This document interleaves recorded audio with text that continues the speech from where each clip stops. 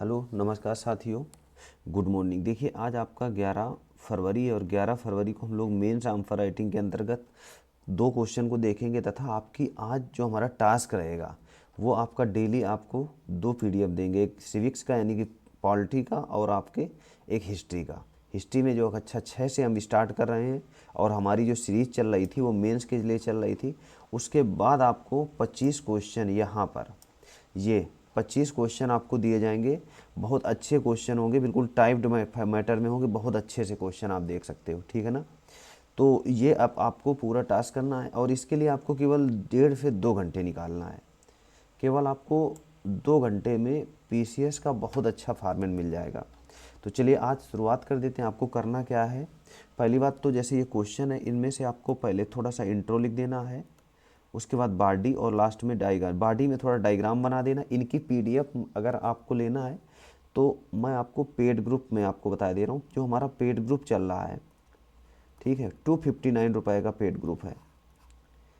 हमारे Telegram link पर जाकर के आप पूरी डिटेल देख सकते हैं। 1 साल तक रहेगा इसका, 1 दिसंबर 2025 तक ये आपका वैलिड रहेगा। मात्र 215, 1 रुपया भी नहीं पड़ रहा। इसमें आपको डेली एनसीईआरटी, डेली कुछ ना कुछ आपको मैटर बहुत अच्छे से प्रोवाइड कराया जाएगा। तो जो 2024 या 2025 में देना है जिनको, वो बहुत अच्छे से आप लोग क्या कर सकते हैं, तैयारी कर सकते हैं। तो अभी हम दो दो क्वेश्चन दे रहे हैं, बाद में क्वेश्चनों की संख्या को बढ़ाएंगे। तो ये क्वेश्चन आपको आ गया, इसको सॉल्व करना है। उसके बाद भारत में छोटे और मध्यम स्तर के किसानों के लिए कृषि मशीनीकरण की आर्थिक समस्या तथा चुनौतियों पर चर्चा करना है। मशीनीकरण को अधिक समावेशी तथा लागत प्रभावी बनाने के उपाय को सुझाना है। तो ये जीएस पेपर आपका 3rd का क्वेश्चन है, बहुत अच्छा क्वेश्चन है। कृषि मशीनीकरण आर्थिक समस्या, तो ये सब आपको थिंकिंग पावर पर जनरेट होगा।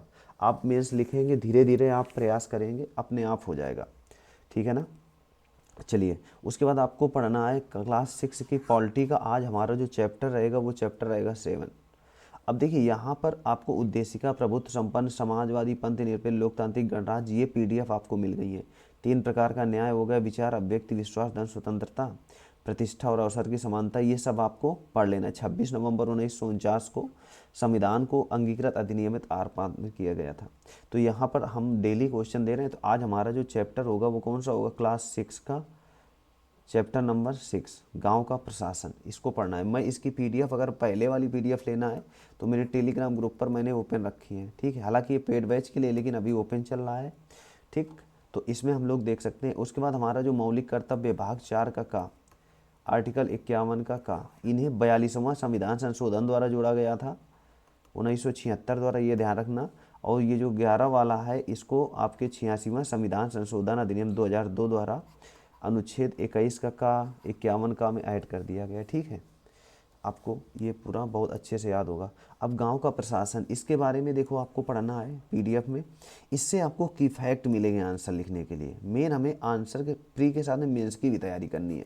तो जो गांव का प्रशासन होता है उसमें सबसे ज़्यादा, देखिए मैं आपको बता दूं, गांव में सबसे बड़ा मुखिया कौन होता है, सरपंच, यानी कि हम जो कह सकते हैं प्रधान, ठीक है ना।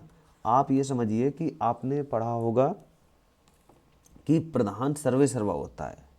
मैं इस चैप्टर से हटकर थोड़ा बता दूं, आपको बता दूं, प्रधान की इतनी वैल्यू होती है कि कोई भी इंजीनियर, कोई भी प्रॉब्लम हो, कौन जाएगा, प्रधान। यहाँ तक कि आप डीएम बनेंगे ना तब भी जाने कि भैया फला गांव का प्रधान कौन था, वो था। समझ रहे हो ना। कोई भी नक्शा बनाना होगा तो इंजीनियर आएगा, तो भाई गाँव के प्रधान को तो मालूम है ना किस तरफ ढालू है, ये आप समझिए। तो वही तो बताएगा ना।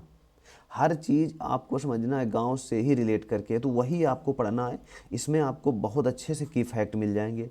तो ये मैंने आपको इसमें टेलीग्राम ग्रुप में भेज दिया है। कोई भी समस्या हो तो आप, मेरा जो नंबर है 8787273321 पर आप कर सकते हैं मैसेज, ठीक है।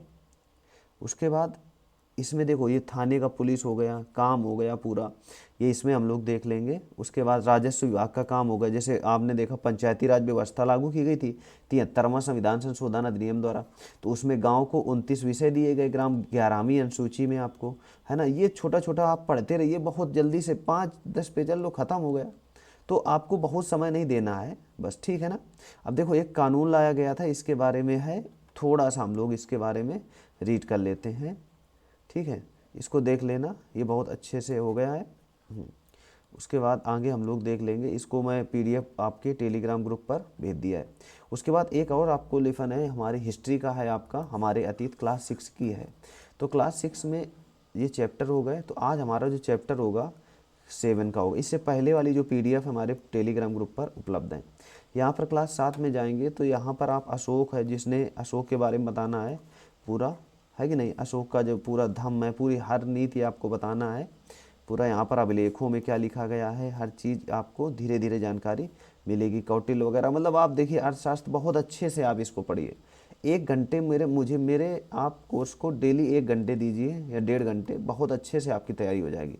ये पूरा शेड्यूल हो गया, इसको आप पढ़ लेना है, ठीक है। पूरा मैप का बहुत अच्छे से आपको संकलन करना है, ठीक है ना। आप एक चीज़ और ध्यान रखना, जो अशोक ने अभिलेखों का निर्माण कराया था, तो ये तो सभी को मालूम होगा, टी फैंथलर ने खोजा था और जेम्स प्रिंसेप ने पढ़ा था, है ना। लेकिन एक चीज़ ध्यान रखना, जो भारत में पहला शासक आपने देखा सफल आगमन डेरियस, या इसी को हम लोग कह सकते हैं दारा प्रथम, दारा प्रथम, ये सिंधु नदी के तट पर, यहाँ पर सिंधु नदी है, सिंधु नदी के तट पर 3 अभिलेखों का निर्माण किया था, बेहिस्तून, पारसिपोलिस और नक्शे रुस्तम। कौन सा है? बेहिस्तून, पारसिपोलिस और नक्शे रुस्तम, नक्शे रुस्तम। ये आप लोग इसको रीड कर लेना। इनसे प्रभावित होकर अशोक ने शिलालेखों का निर्माण कराया था। धीरे धीरे हम लोग पूरी, यही मैं एनसीईआरटी ही पढ़ करके पूरा जानकारी आपको बहुत अच्छे से हो जाएगी। राज साम्राज्य से कैसे भिन्न होता है, थोड़ा थोड़ा इसमें आपको की फैक्ट मिलेंगे, बहुत अच्छे से इसमें मिल जाएंगे, ठीक है ना। जैसे संदेशवाहक एक जगह से दूसरे, इनको बोला क्या जाता था, पूरा हर एक चीज़, मौर्य प्रशासन हो गया, पूरा तक्षशिला हो गया। धीरे धीरे आप इनको पढ़िए, डेली का हमारा टास्क रहेगा। उसके बाद ये, ठीक है, ये पूरा अशोक वाला आ गया। कलिंग युग 261 ईसा पूर्व वाला आपको पढ़ लेना है पूरा सा, कलिंग मतलब उड़ीसा वाला, ठीक है। बहुत अच्छे से धम्म क्या था, जो इनके ये पढ़ने का तरीका बता दो, जैसे क्वेश्चन पूछा जाए, इनको आपको रीड करना है, ठीक है। पीडीएफ दे दिया, 1-1.5 घंटा आपको देना, 24 घंटे में 1 घंटे आप दीजिए, पीसीएस हो या आईएएस हो, बहुत अच्छे से प्री मेंस आपका तैयार हो जाएगा। उसके बाद आपको करना क्या है, ये मैप थोड़ा सा अच्छे से देख लेना है, ठीक है।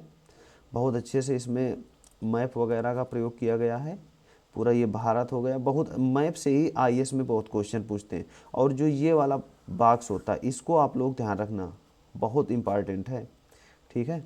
उसके बाद आगे की बात देख लेते हैं। फिर ये जो हमारे क्वेश्चन आ गए, तो ये क्वेश्चन को आपको 25 क्वेश्चन आपको मिलते हैं डेली, 25 क्वेश्चन आपको करने हैं।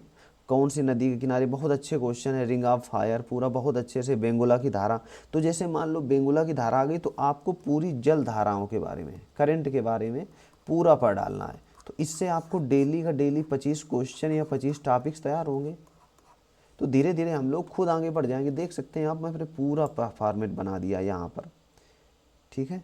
ये हम पूरा पेड बैच में इसका पूरा फॉर्मेट भेज देते हैं, और इसका पूरा पूरा आपको सॉल्यूशन मिल जाएगा, ठीक है। यूट्यूब पर 259 रुपये में है। तो ये हमारा आज का टास्क है, क्लियर हो गया। क्या क्या करना है आपको, हाँ, डेली आपको 2 क्वेश्चन करने हैं। अभी हम यूपी स्पेशल भी कुछ समय बाद ऐड करेंगे, ठीक है। तो आज के लिए इतने रखते हैं, थैंक यू।